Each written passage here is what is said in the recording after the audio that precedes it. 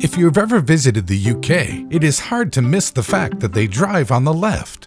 This can be quite disorienting, as around 65% of the world drives on the right. Have you ever wondered why this is? Why did the UK and most of its former colonies choose to drive on the left? The answer is a rather long and complicated one. Let us explain. For starters, it should be noted that the practice of driving on the left even predates cars. It all started in the Middle Ages, and perhaps even further back to in ancient Greece and Rome. During those times, there was always the risk of being attacked while traveling. Since most people are right-handed, they tended to travel on the left to keep their sword-fighting hand free in case of attack. Swordsmen preferred to keep to the left, so their right arm would be nearer to an opponent. This also reduced the chance of the scabbard hitting other people. It was also safer to mount and dismount towards the side of the road rather than in the middle of traffic. There is some evidence that this practice of riding on the left may have even gone as far as ancient Greece and Rome.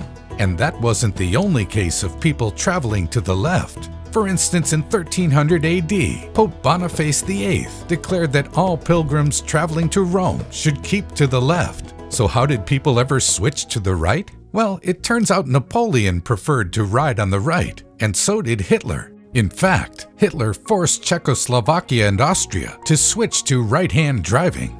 However, since Britain resisted both Napoleon and Hitler, the country never switched to the right. One country that did not have to make the switch, however, was America. Although the US likely started out riding on the left, as in England, the country has been driving on the right side of the road since colonial times. At that time, the country saw the use of large wagons that were drawn by several pairs of horses. These wagons had no driver's seat, and the driver sat on the horse at the rear left.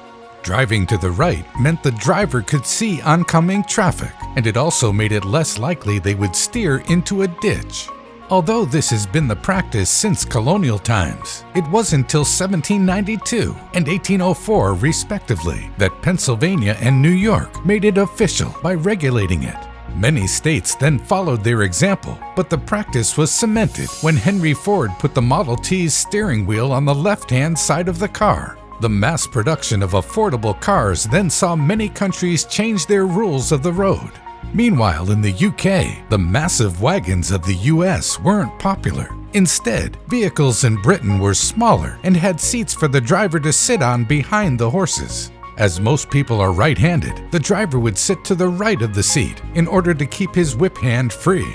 This ensured that people kept driving to the left. In addition, 18th century London saw the introduction of a traffic law to make all vehicles on London Bridge keep to the left.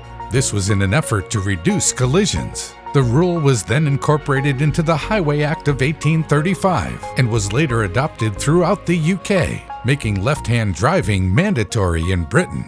The 20th century saw an attempt to harmonize road laws in Europe, leading to a shift in right-hand driving.